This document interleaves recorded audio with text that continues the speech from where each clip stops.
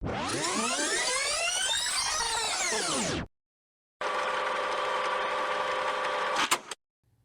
ever just have a sports star that you don't like? And you don't really even know why, but you just don't like them? You watch them, whether it be baseball, basketball, football, and you just don't like them. For me, that person is LeBron James. Whenever I see LeBron James not doing well, having a terrible game, failing, I don't know why. I just get a devilish John Hancock style grin. And the Lakers are out of contention. They pretty much shutting down their season. They're not making it to the playoffs. You see what happened? I just lost my subscribers that are Lakers fans. Listen, I can't help it. Okay, I like the Lakers before LeBron got there. Okay, and if LeBron leaves, I like the Lakers again. Okay, so I ain't got no hate for the Lakers, all right? I just don't like LeBron. And what made it beautiful was the fact that they're now on a 3-game losing streak. The second loss of that was against the lowly Phoenix Suns, the worst team in the NBA. Okay, supposedly LeBron was on a playoff push. He activated playoff mode. It was activated, and they lost to the fucking Suns. Now, two hilarious things happened during this game. Okay, the first, I don't know if I should go into the last thing, the last thing was LeBron James. It was a 47 seconds left in the game, a 5-point game. LeBron James was on the free throw line, and he clunk, missed both of his free throws. He could have made it a 3-point game with 47 seconds left, but pretty much LeBron took any chances away of winning that game by missing 2 fucking free throws. Okay, that's not the funniest part though. There's a part of the game where even J.R. Smith, his dumb ass, probably laughed his ass off when he saw the Suns score a basket, and after they scored a basket, LeBron had the ball, took it out for an inbounds pass, and LeBron didn't pass it to anyone in particular. LeBron reared back and passed the ball to the back of the fucking backboard. I shit you not. I'll leave a link down below here. You gotta see this. Put it on a loop. It's the funniest fucking thing. People tweet it, and people got like Michael Jordan shaking his head and Kobe Bryant, laughing and everything. Supposedly, some people actually think LeBron James is the greatest of all time. They think he's right up there with Michael Jordan. Well, I tell you one thing. I have never seen Michael Jordan or Kobe Bryant or Larry Bird or Magic Johnson in a playoff push on an inbounds pass throw it to the back of the backboard. LeBron. Oh, LeBron. I want to share my thoughts on a tweet from LeBron James that a lot of people are taking exception to, and give my thoughts on it. Now, I'm no fan of LeBron James. I really personally don't care that much for LeBron James. I mean, he's a great basketball player and all that. I think he's highly overrated. I just don't personally like the guy. There's certain stars and certain celebrities I just kind of don't like. So I tend to root against LeBron James, just to be perfectly transparent. But, he is a great basketball player, but I root against him, and I think he's overrated. Okay, so just putting that out there, right? LeBron James tweeted, "Getting close, but I won't be in the lineup tonight. But more importantly, I will be there to put up that championship banner in the rafters at Staples Center in front of our fans." Here's the issue I got with that tweet, right? Sounds to me like LeBron James really doesn't give much of a fuck about the regular season game compared to putting up that championship banner. Because he said right there, more importantly than being in the lineup. More importantly than being in the lineup to play in front of the fans. Yeah. See, I take exception to that. And I know the guy ain't 100%. I'm sure he is still that ankle sore. I'm sure it is. And he's not a spring chicken anymore, so, LeBron might get a pass. But I just take exception to that tweet for saying that putting up that championship banner is more important than actually playing in a game. If anyone had any question whatsoever if ESPN didn't completely shill for LeBron James, I think one of their most recent uploads, which I'm the 1,000th comment on it, by the way, just saying there. Kind of interesting when you get to be, comment number 1,000. I mean, a lot of people talk about the first, but hey, 1,000, that's pretty interesting. I left a comment basically saying, unless, your title's wrong, unless, Jordan's going to be in the movie, okay, it's not the bunny and the goat. LeBron James is not the GOAT. He is not the greatest basketball player of all time. That's Michael Jordan. Everyone knows that's Michael Jordan. Now, some people was trying to make an argument, you know what? Hey, if LeBron gets maybe a 5th or 6th ring, then we can maybe start having the argument, okay? But LeBron just got bounced in the first round by the Phoenix Suns. Only took him 6 games. Now, granted, AD was injured, but some of those games were blowouts. Blowouts, okay? Now, the problem is that real life gets in the way of the storyline of this movie. And the ESPN's building LeBron up saying like, hey, he's won, he's beaten great teams before, basically, by himself. He's talking about, hey, I can carry this Toon squad on my back. Literally, they're small. I can carry them on his back. Really? You can carry them on your back. And you get bounced in the first round by the Phoenix Suns. Some of those games blowouts. Literally, LeBron at points just kind of gave up. He was a turnover machine. He just walked off the court. He is not the GOAT. That is not the GOAT. I hold LeBron James to a higher standard than any other basketball player because I've been told he's the motherfucking GOAT. ESPN tells me he's the GOAT. Is it going to be on the posters? The goat and the bunny, right? I hope this movie flops. It looks terrible. It should flop because it is a misleading movie. MJ is the fucking GOAT. Well, I got some good news. Good news for Laker fans out there. The Los Angeles Lakers won a game. Did they win against a great team? No, actually one of the worst teams in the East.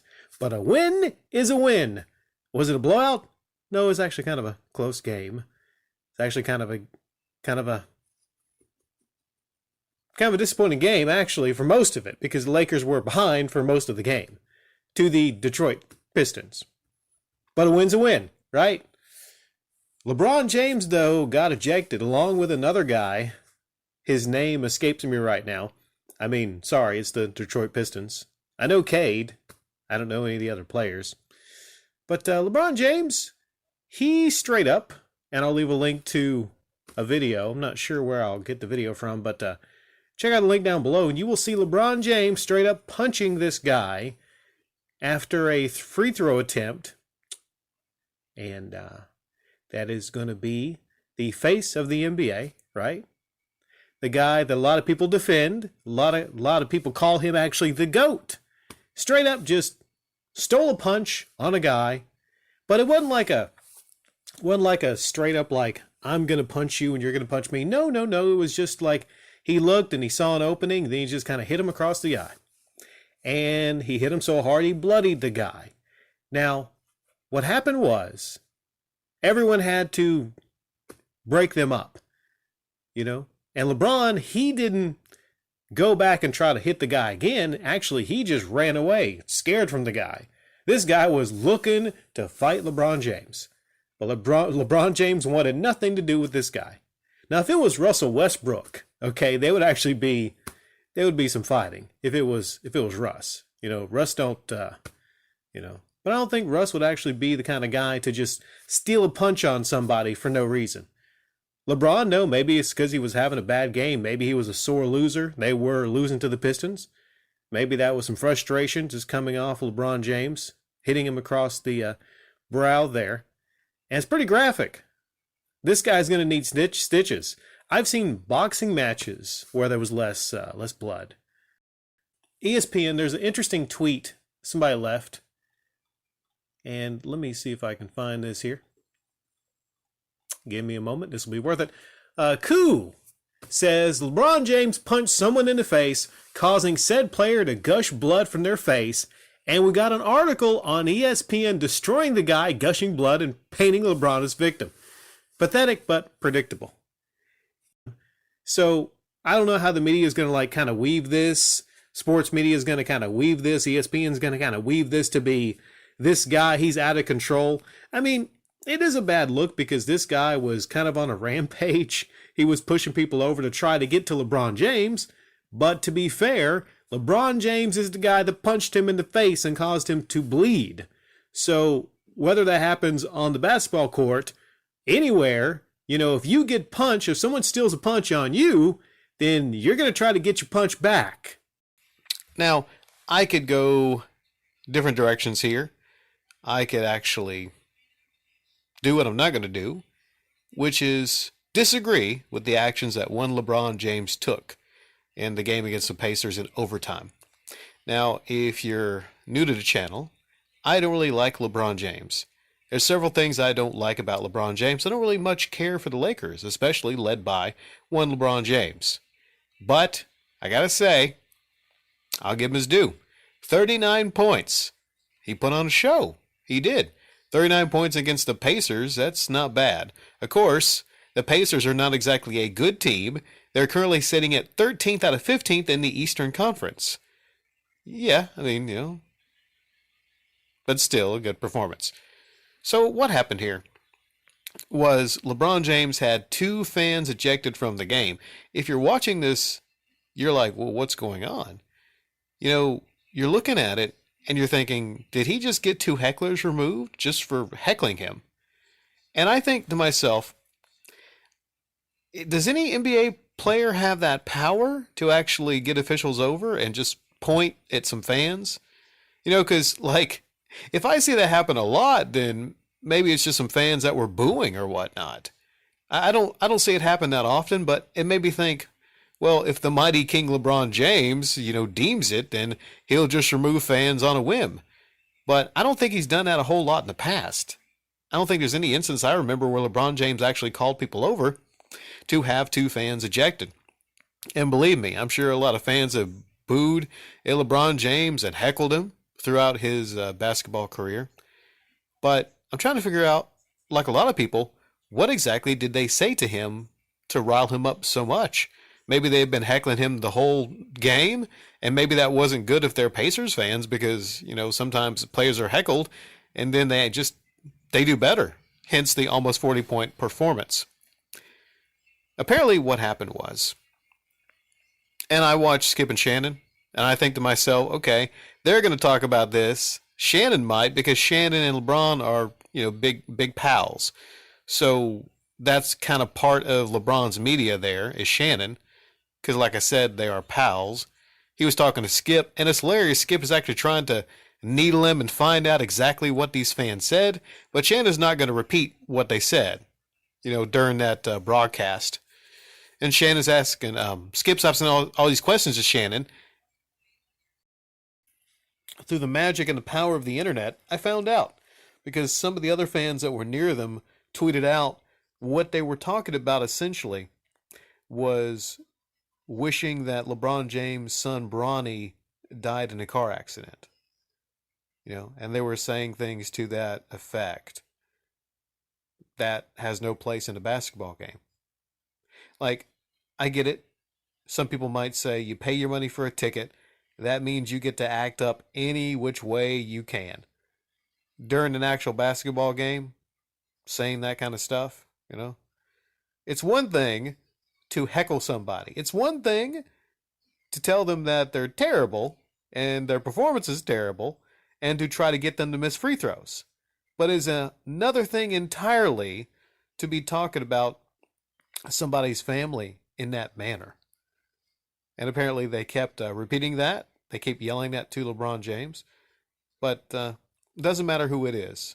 LeBron James, Anthony Davis, Giannis, There's certain things that are out of line and out of bounds. And when you're talking about somebody's family like that during the game, as a father, of course you're going to react that way. You know, they have no right to say those things about his son. They have no right to, yeah, they just don't have any right to. Just because you pay for a ticket, you mean you're told. You're told to behave yourself, okay? Act like adults. And these two people, I don't know, maybe it was all the drinking, I'm not sure. You know, some people get drunk and act a certain way. But I 100% agree with the actions that one LeBron James took. That might be shocking to a lot of you because like I said, I don't really like LeBron James. But the man doesn't deserve to have people heckling him during a game like that. I think it's pretty interesting as a fall from grace story. There was an NBA player named Delonte West that, of course, was a millionaire because he was playing in the NBA. He was playing alongside LeBron James on the Cleveland Cavaliers. He started out with the Celtics, then he got bounced back to the Celtics, then he went to the Dallas Mavericks. And the story is interesting because he went from actually being in the NBA to being straight up homeless. And there was a video that was released of him basically yelling that he was the leader of the Navy SEALs, he was the leader of all the gangs. And this guy did get the help he needed by actually Mark Cuban. Great guy, Mark Cuban. You know, I've only heard great things about him. He owns the Dallas Mavericks. But what's interesting about Delonte West is I recalled that, wait, wasn't there something like a rumor years ago about Delonte West actually legit dating LeBron James' mom? And I was thinking to myself, of course, rumors like this pop up.